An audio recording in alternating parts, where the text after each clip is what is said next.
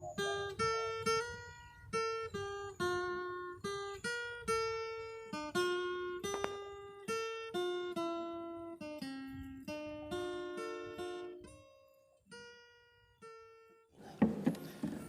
yang dimuliakan Allah, alhamdulillah wa syukru ala ni'amillah. Kita semua oleh Allah masih diberi umur, disertai dengan kesehatannya, terutama bimbingan hidayah dan taufiknya, sehingga kita bisa berkumpul kembali di tempat yang mulia ini.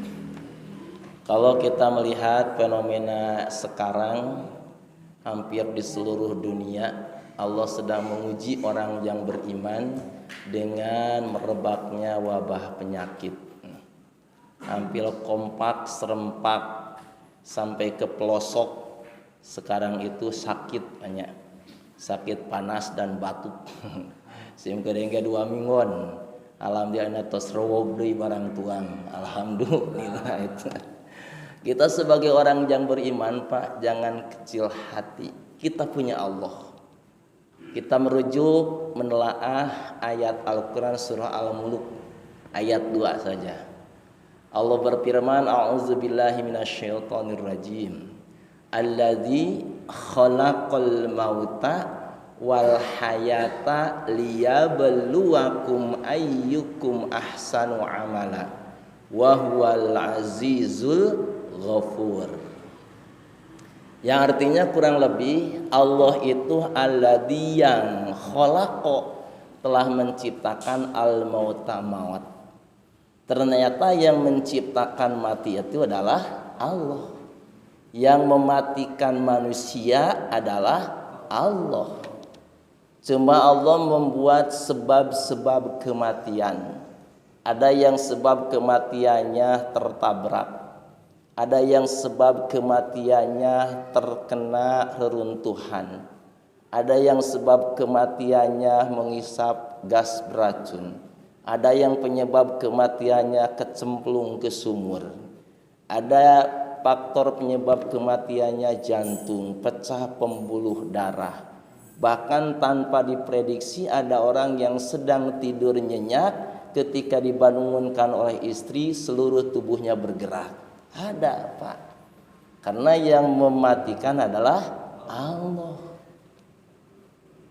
Allah membuat sebab-sebab kematian.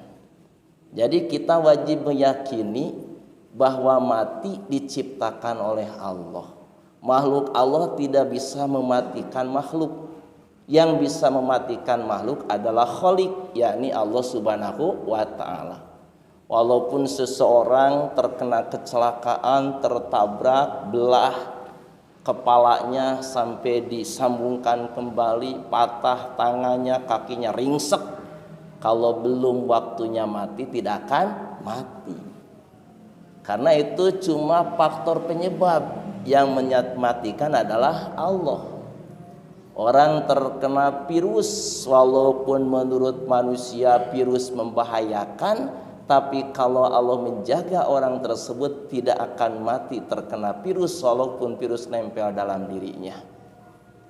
Karena seluruh kekuatan milik Allah. Seluruh makhluk lemah. Bahkan makhluk itu tidak bisa berdaya. Benda mati hidupnya, makhluk dihidupkan oleh Allah. Bereaksinya makhluk direaksikan oleh Allah. Ketika makhluk tersebut dilemahkan oleh Allah, orang yang terkena virusnya dijaga oleh Allah, maka orang tersebut tidak akan mati terkena virus tersebut. Fakta nyatanya Allah menciptakan api. Betapa dahsyatnya di api tersebut. Jangankan tubuh kita yang hipu ya, bahasa Indonesia naon hipu teh? Empuk, lembek gitu, lembek itu tulang kita, daging kita, benda yang keras, benda yang kuat juga besi. Kalau dibakar oleh api, menurut perhitungan kita akan meleleh menjadi cairan, apalagi tubuh kita. Tapi yang kuat di api bukan apinya, tapi kekuatan Allah.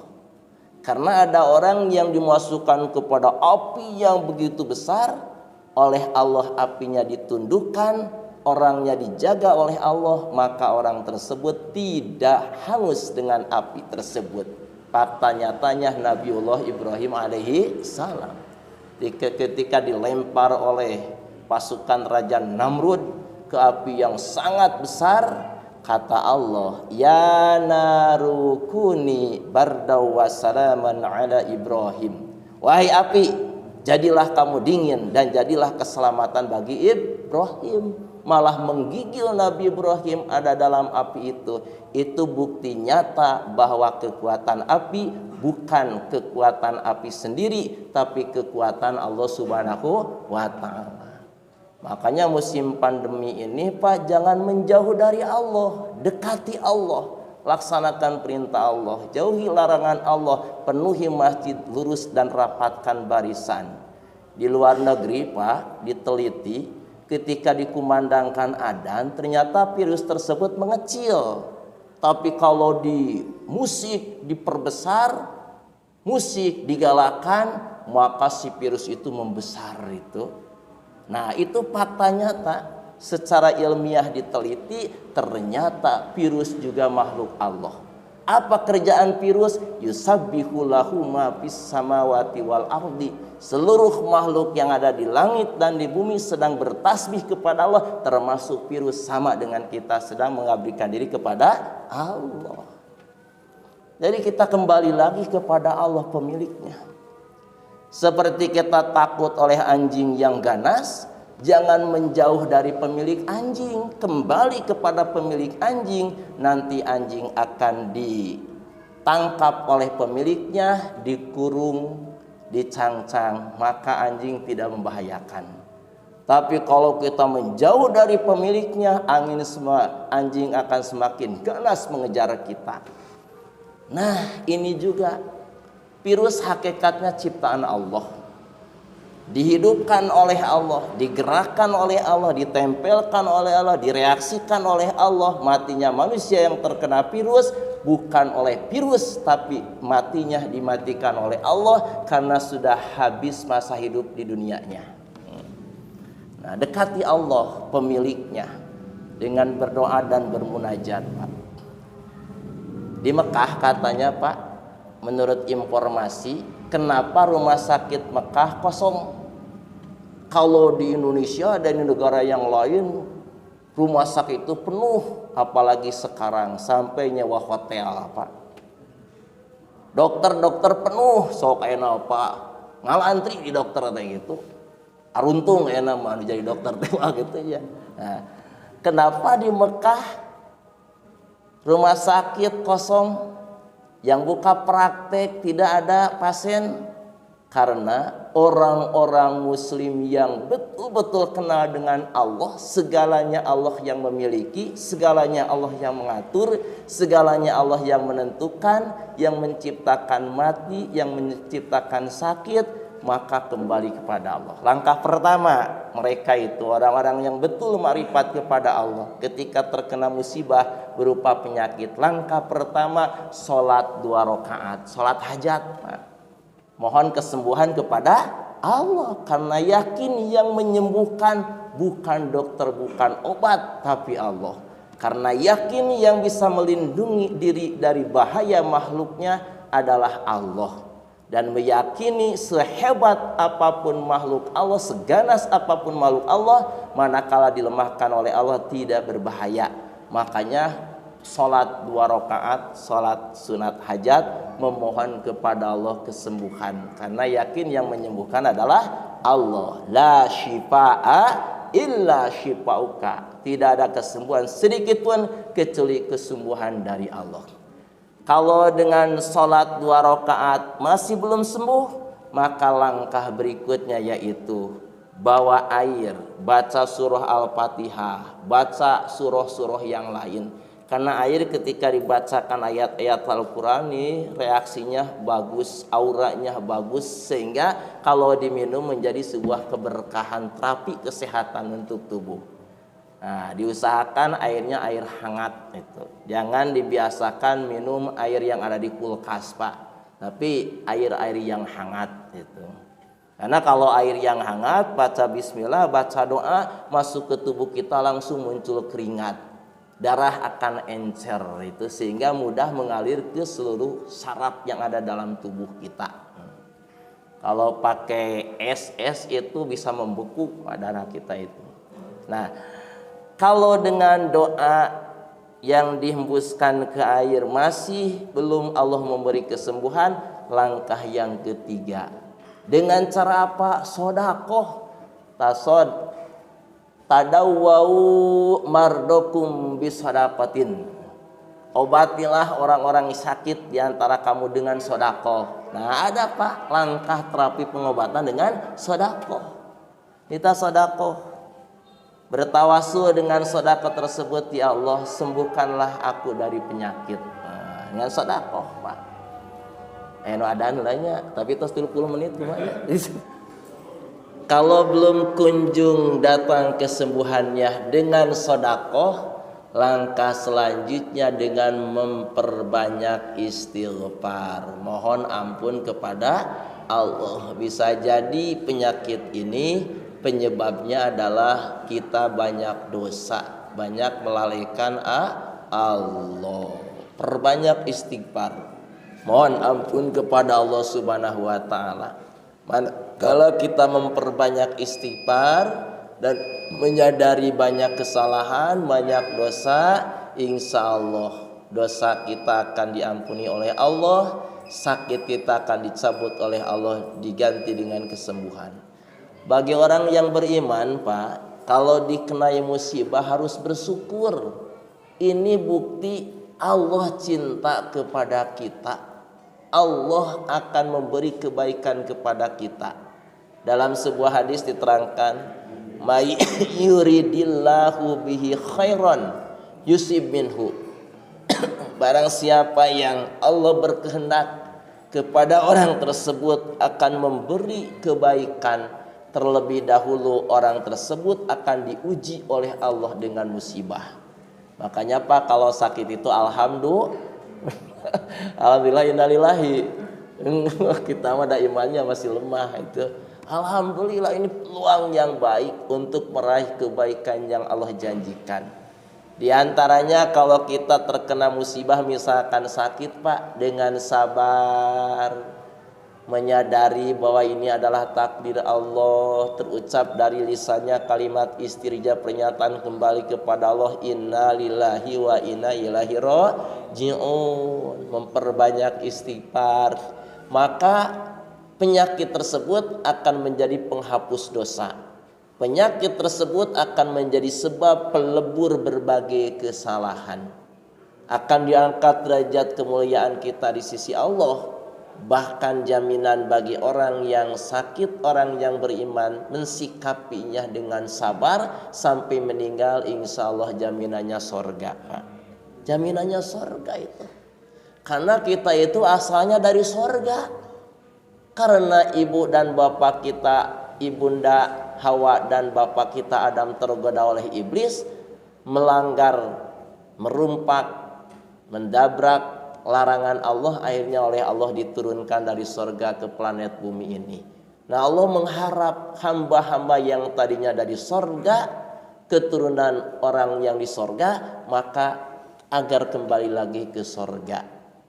Di antara bentuknya untuk menyucikan diri kita, Allah memberi musibah berupa penyakit gitu. Makanya bagi orang yang beriman kalau terkena virus meninggal, alhamdulillah Pak. Semoga menjadi asbab dia dihapus seluruh dosanya, diangkat derajat kemuliaannya, dimasukkan ke dalam surga Allah Subhanahu wa taala. Pak, kalau ada orang yang sakit tengok gitu. Orang masiannya, dah orang melemah imannya itu. Ini menengok orang yang sakit, Pak Haji, besar pahalanya. Kalau bisa menengok orang yang sakit itu 2 kali dalam sehari, pagi dan sore. Nah, saya bacakan hadisnya. Dalam sebuah hadis diterangkan, ini hadis riwayat Imam At-Tirmidzi, sanadnya dari Ali radhiyallahu anhu, sahabat Ali radhiyallahu anhu, kata beliau, sami'tu Rasulullah sallallahu alaihi wasallam yaqulu Ma min muslimin ya'udu musliman gudwatan illa shalla alaihi sabuna alfi malakin hatta yumsiya wa in adahu asyatan shalla alaihi sabuna alfi malakin hatta yusbiha wa kana lahu kharifun fil jannah. Ya, artinya kurang lebih tidak ada seorang muslim menengok saudara sesama muslim yang sedang sakit kecuali pagi-pagi menengoknya, kecuali 70.000 malaikat mendoakan kepada orang tersebut sampai waktu sore. Kalau sore kembali menengok lagi, maka 70.000 malaikat akan mendoakan orang tersebut sampai waktu pagi. Nah, jadi menengok itu sehari 2 kali, pagi dan sore gitu. Cenah Covid pakai masker gitu. Kembali kepada Allah, ya Allah selamatkan, lindungi aku dan orang yang ditengok, semoga diberi kekuatan iman sehingga mensikapinya dengan sabar. Ya Allah semoga diberi kesehatan. Pak, kalau nengok orang sakit ya beri motivasi hidup.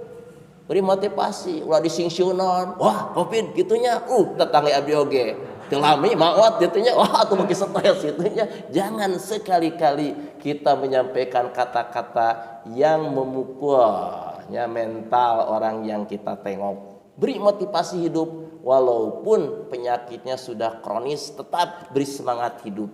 Karena dengan dimotivasi akan tenang pikirannya.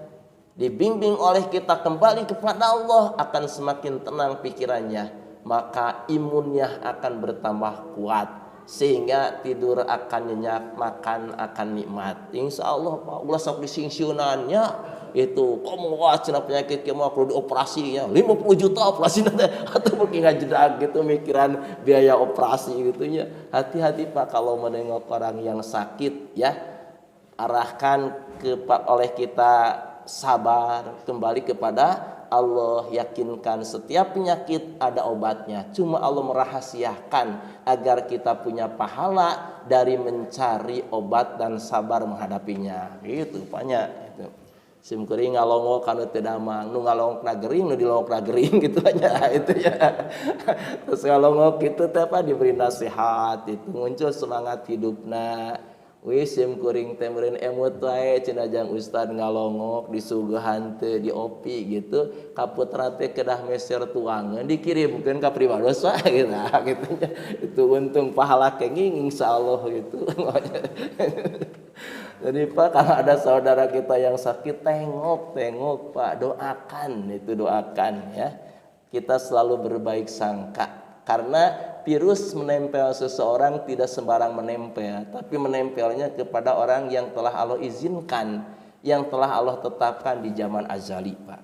Dalam hadis diterangkan Pak, kataballahu, Allah telah menetapkan maqadirul khalaiki, takdir seluruh makhluk Allah Subhanahu wa taala 50.000 tahun sebelum Allah menciptakan langit dan bumi. Kataballahu maqadirul khalaiki qabla ay yakhluqas samawati wal arda bi khamsina alfasanatin. Allah telah menetapkan takdir, ketetapan seluruh makhluknya sebelum Allah menciptakan langit dan bumi. 50.000 tahun sebelum Allah menciptakan langit dan bumi, apalagi menciptakan kita. Jadi sudah tercatat Pak di Lauhil Mahfuz akan ada virus nempelnya kepada si A, mereaksikan sekian hari, ada ukurannya oleh Allah gitu, sudah ditetapkan. Makanya virus tidak bisa bergerak kepada orang yang tidak ada izin dari Allah. Jadi menempelnya itu kepada orang yang sudah tercatat di Lauhil Mahfuz dulu 50.000 tahun sebelum Allah menciptakan langit dan bumi. Kalau kita tidak termasuk orang yang terkena virus, walaupun kita aktivitas kemana-mana, walaupun kita sering berkumpul, tidak akan kena Pak. Tidak akan kena, karena virus tidak akan punya kehendak sendiri gitu, tanpa izin Allah.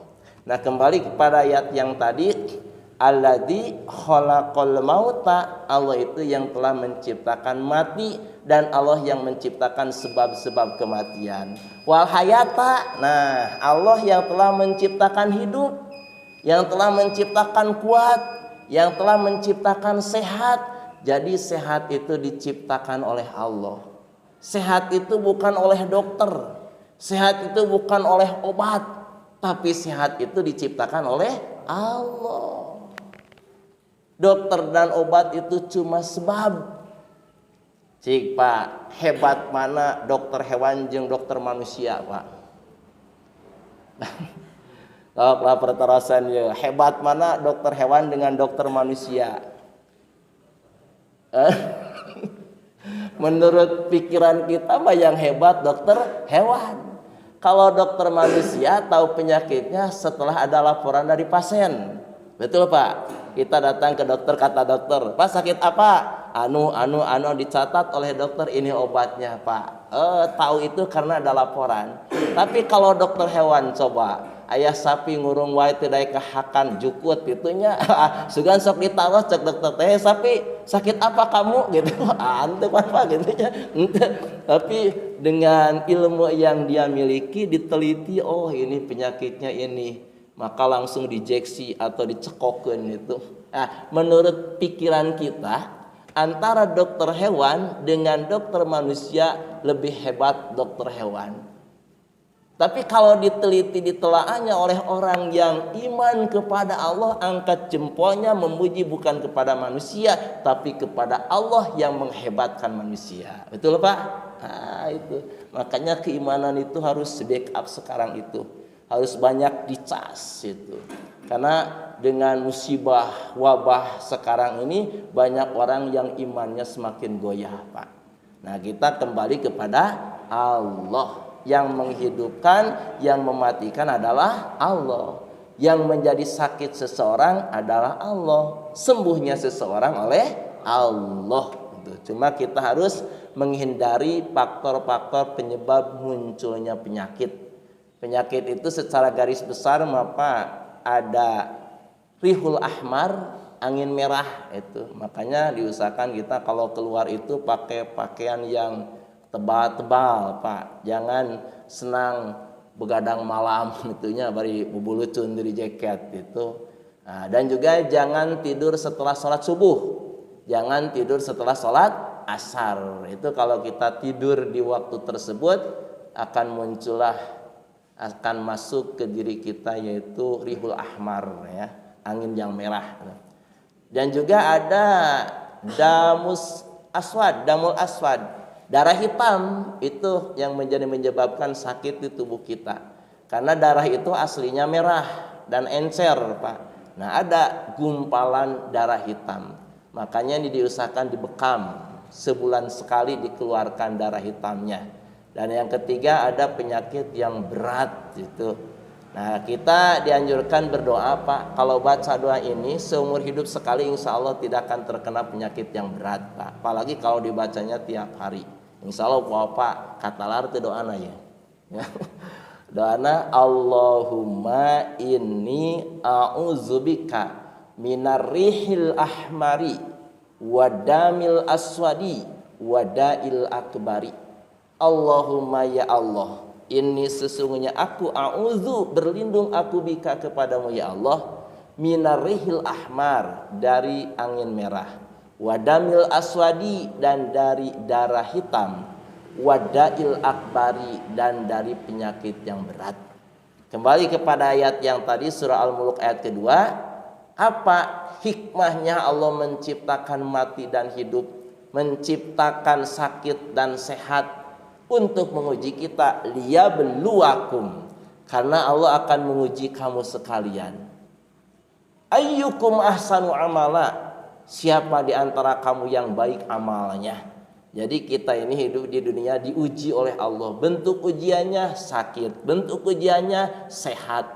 Nah, siapa di antara kamu yang paling baik amalnya?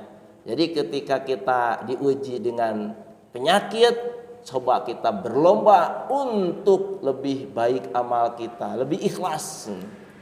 Dan juga ketika kita diuji sehat dengan kesehatan, itu juga kita harus berlomba memperbaiki amal, perbanyak amal, dan amal yang baik disertai dengan keikhlasan.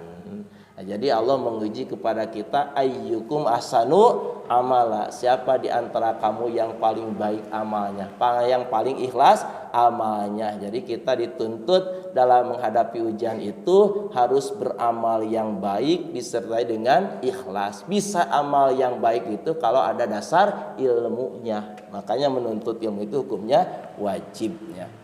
Wahwal azizul ghafur, Allah itu zat yang maha gagah perkasa. Tidak ada seorang makhluk yang bisa melemahkan Allah. Dan juga Allah itu al-ghafuru, zat yang maha pengampun. Allah cinta kepada hambanya yang mau bertobat kepada Allah subhanahu wa ta'ala. Innallaha yuhibbut tawwabina wa yuhibbul mutatahhirin. Sesungguhnya Allah mencintai orang-orang yang tobat kembali kepada Allah, dan Allah mencintai orang-orang yang bersuci. Mudah-mudahan kita semua selamanya ada dalam bimbingan hidayah dan taufik Allah subhanahu wa ta'ala. Dijaga diri kita dan keluarga kita dari wabah penyakit. Ketika Allah menakdirkan penyakit menempel kepada kita dan keluarga kita, semoga iman kita dikuatkan oleh Allah sehingga kita mensikapinya dengan sabar. Rasul merasa bangga kepada orang yang beriman karena semua masalah yang dihadapi oleh orang yang beriman akan membuahkan kebaikan. Karena orang yang beriman itu ketika diuji dengan kesedihan, rasa sakit, maka akan mensikapinya dengan sabar. Ketika diuji dengan sesuatu yang menguntungkan, membahagiakan, menyenangkan, maka mensikapinya dengan syukur. Sabar dan syukur, dua sifat yang melekat pada orang yang beriman, sehingga apapun masalah yang dihadapinya akan berbuah kebaikan. Mudah-mudahan iman kita dikuatkan oleh Allah Subhanahu wa taala. Terima kasih atas segala perhatiannya. Mohon maaf atas segala kekurangan dan kesalahannya. Waktu melebihi apun tendak gitu. Dari tas ngobrol teh satada betah gitu. Saking tiasa kasanggakeun hatur nuhun kasadayana. Hadanallah wa iyyakum ajma'in. Subhanakallahumma wa bihamdika asyhadu an la ilaha illa anta astaghfiruka wa atubu ilaik. Akhirul kalam, wassalamualaikum warahmatullahi taala wabarakatuh.